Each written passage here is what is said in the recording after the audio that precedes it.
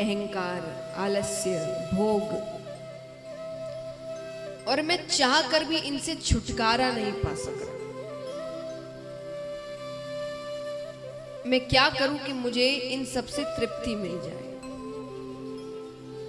भगवान कहते हैं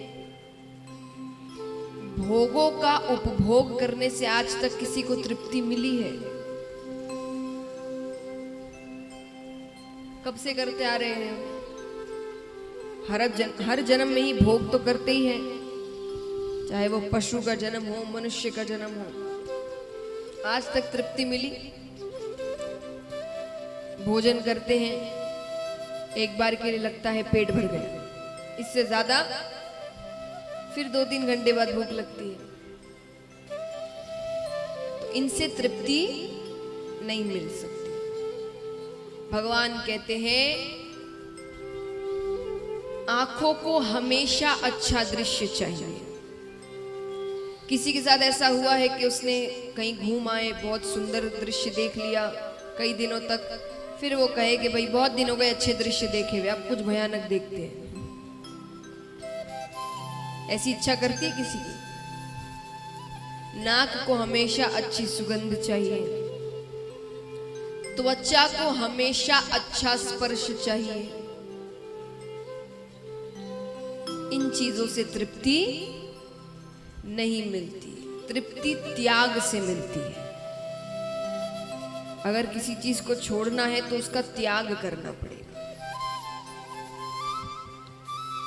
हम सोच ले क्योंकि कई जन ऐसा उदाहरण देते हैं कि अगर किसी चीज को छोड़ना है तो इतना कर लो कि उससे मन भर जाए।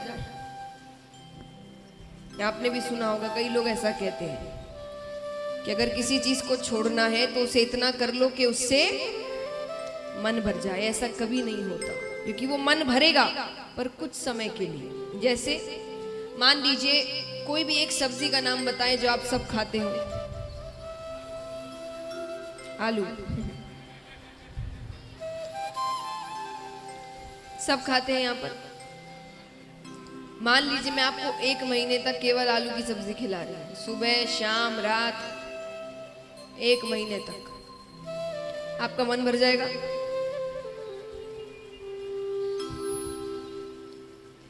एक महीने तक नाश्ते में, दोपहर के खाने में, शाम के नाश्ते में, रात के खाने में मन भरेगा कि नहीं भरेगा? सबका ही भर जाएगा एक बार के लिए कि अब कुछ और बनाओ भाई, रोज रोज एक ही चीज देखने को मिल रही है।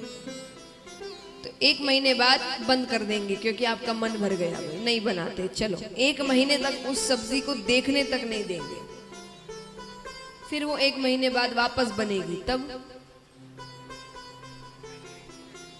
इच्छा करेगी, अच्छी लगेगी वो, लेकिन आपका तो मन भर गया था। तो भोग भी यही है।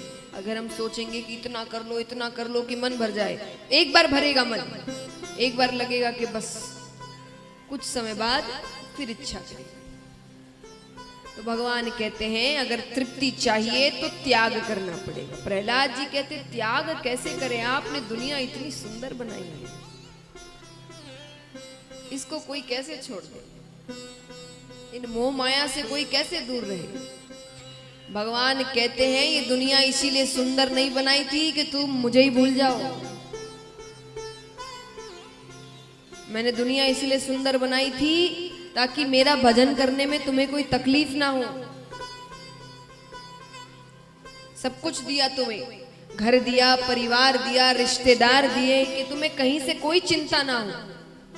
अब मान लीजिए आपको घर की पूजा करनी है, आप पूजा करने बैठ ही रहे हैं कि पता चला कि छोटा बच्चा है, वो सो रहा था, वो उठ गया, रो रहा है जोर से। दूसरा बड़ा बच्चा, उसके लिए टिफिन बनाना है। यहाँ पति चिल्ला रहे हैं ऑफिस जाने के लिए, अरे ये कहाँ है, वो कहाँ है, ये कहाँ है। उतने में ही कोई मेहमान आ गए घर पे, आप पूजा कर पाएंगे ठीक से? वही मान लीजिए जब आप पूजा करने बैठे तो बच्चा सो रहा है, पति बाहर चले गए हैं, छोटा बच्चा स्कूल गया हुआ है, घर बिल्कुल शांत है, तब कर सकते हैं? तो भगवान ने कहा मैंने तुमको हर जगह से सब कुछ दिया कि तुम्हें मेरा भजन करने में दिक्कत ना हो। अपना परिवार दिया कि जब प्रेम चाहिए हो तो तुम्हारे आसपास तुम्हारा परिवार हो, उत्सव मनाना हो तो रिश्तेदार दिए, घर दिया, काम दिया, सब कुछ दिया, पर तुम इनका गलत उपयोग कर रहे हो, तो इसमें मेरी गलती तो नहीं है, तुम्हारी गलती है। एक सेठ जी थे, धर्म के बहुत कार्य करते थे, सेवा इत्यादि करते रहते थे। उन्हें एक बार पता चला किसी गांव में पानी की बहुत किल्लत है, महिलाओं को दूर दूर गांव पानी लेने जाना पड़ता है। तो उन्होंने उसी गांव में कुआं बनवा दिया। अब वहां की महिलाओं के लिए अच्छा हो गया, अब उनको दूर गांव पानी लेने नहीं जाना पड़ता था। कुछ दिनों बाद उसी कुएं के पास कुछ बच्चे खेल रहे थे, उसमें से एक बच्ची कुएं में गिरकर मर जाती है। अब उस बच्ची के पिताजी कहते हैं कि सेठ जी की वजह से मेरी बच्ची मरी, ना तो ये कुआं बनवाते और ना इसमें बच्ची गिरकर मरते। तो सेठ जी ने कुआं इसीलिए बनवाया था कि बच्चे आए गिरकर मर जाए। गलती किसकी? हमारी। हमने बच्चे को कुएं के पास जाने दिया। तो भगवान कहते हैं ये संसार एक कुएं की तरह है। कुएं का इस्तेमाल कैसे किया जाता है बताइए?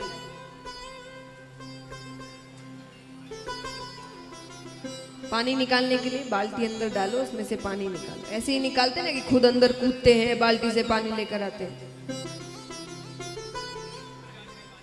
बाल्टी से ना, यानी जो चीजें चाहिए उसको निकालो, इस्तेमाल करो। तो संसार कहते, भगवान ने कहा संसार एक कुआं है, उसमें से अपनी जरूरत की चीजें निकालो और जियो। अब तुम कूद के काम करोगे और फिर कहोगे हम तो मर गए, हम तो बाहर ही नहीं आ पा रहे, तो मेरी गलती थोड़ी है, तो तुम्हारी गलती है। तो भगवान कहते हैं संसार को भोग की दृष्टि से मत देखो, क्या ले लूं, क्या ले लूं, क्या ले लूं। भगवत दृष्टि से देखो, क्या दे दूं, कितनी सहायता कर दूं। संसार बुरा नहीं है, बुरे हम हैं। बुराई हमारी नजर में है। अपने आप को जिस दिन बदलोगे ना, उस दिन संसार बदल जाएगा। लोग कहते हैं आजकल ऐसा हो रहा है, ऐसा हो रहा है, ऐसा कर रहे हैं, वैसा कर रहे हैं। कौन कर रहे हैं? दुनिया बड़ी खराब हो गई है। कौन सी दुनिया? दूसरा ग्रह कोई? ये जो लोग खराब काम कर रहे हैं कोई और ग्रह से आए हैं? कौन है ये सब? हम ही तो हैं। एक व्यक्ति रास्ते से जा रहा है, रास्ता एकदम साफ, कुछ नहीं गिरा उस रास्ते पर, छोटा सा पेपर भी नहीं मिलेगा। उसके हाथ में एक चिप्स का पैकेट है। उसने सोचा ये फेंकेंगे कहाँ, हवा से उड़कर चला जाएगा, यहाँ तो पता भी नहीं चलेगा। उसने फेंका, वो सच में उड़ के कहीं चला गया। 5-6 दिन बाद उसी रास्ते से वापस जा रहा है, वहां बहुत सी गंदगी पड़ी है, पानी की बोतल्स है, चिप्स की पैकेट्स है। वो कहते हुए जाता है सरकार ने कितनी गंदगी कर रखी है, क्या काम कर रहे हैं। शुरुआत किसने करी? पर हम नहीं बदलेंगे। जहां दिल में एक बार सफाई होती है 10 बार करो, पर करनी तो तुमको ही पड़ेगी। हम नहीं बदलेंगे तो ऐसे देश भी नहीं बदलेगा। ये सच्ची बात है। कोई कितना कर सकता है, सबने अपने सर पर नहीं रखा है ना, देश सिर्फ हमारे ऊपर है। कोशिशें कर सकते हैं, अब कोई और लागू ही ना करे तो वही छोड़ो भाई, मुझे क्या करना। उन्हें कितनी तकलीफ होगी, कितने समय तक होगी, उनका काम चल रहा है। काम आपका रुकेगा, देश आपका खराब होगा, नाम आपका खराब होगा।